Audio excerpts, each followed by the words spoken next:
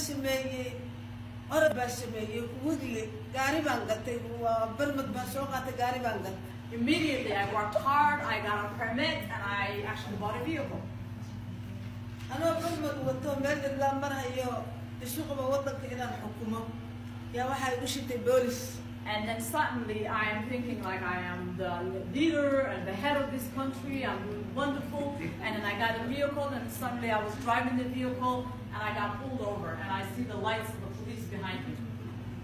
بوليس كي مركب استاجية أو صوت دكتي أصلاً ولي أنا جو حويدين بوحة كسر دعي كل كله أو نبضنا أو إمرجنسي أو والمرة رسوا عايم. So when the police officer pulled me over, as he was approaching to me, he got another urgent call, like something that was very, very urgent. And before he said anything to me, he went back to his vehicle and started driving, and he started driving to over. He started running, got in his car and just took off running. And I thought that is what the reason why he came towards me. I thought that's what he was telling me is for me to follow him, and I followed him. Wilmer Mercurio, intaasoo nal gooya nalalkaasi waa gooya ma istaago nalkoo geli wuxuu gooyaa maxamudaa guduudan anna waa daba ordahaya. So this whole time, he's urgent, he runs a red light, he passes the bus stop, stops everything, and I'm doing exactly the same thing. I just followed him all the way.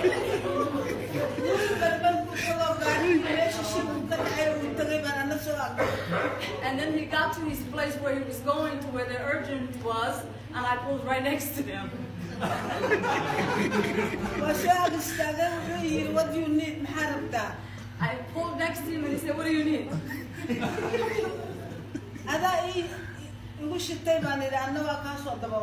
I told him, you pulled me over and I'm wondering, what do you need?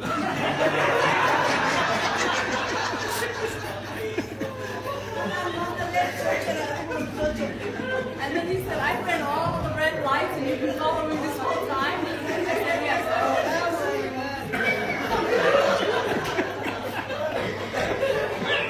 بوليس في عبوها ولقى ناحية المسلمين ملبو إلا وهذا كتبوا يرهدوا بوليس ويستاجيو وأسلموا وحكويدين على He was a nice police officer. He did a cultural class for me then.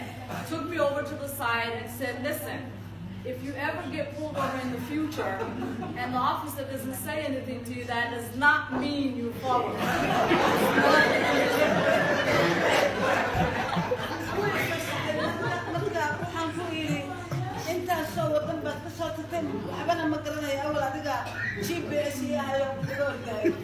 And then he let me go, but then I told him, I just followed you. I'm not a GPS. How am I supposed to get here?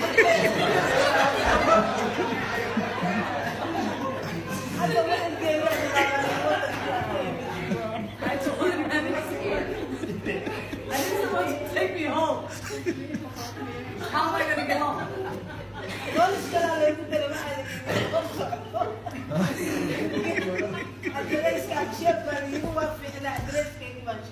So I gave them my address, and then another police officer escorted me home.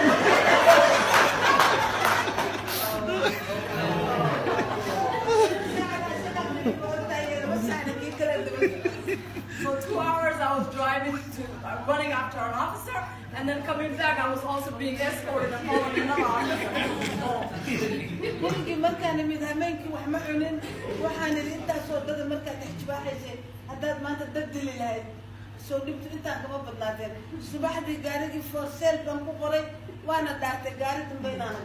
and then after I went home, I started really analyzing what just happened.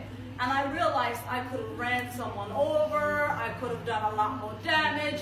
The following morning, I put a for sale sign on that vehicle, and I never drove back.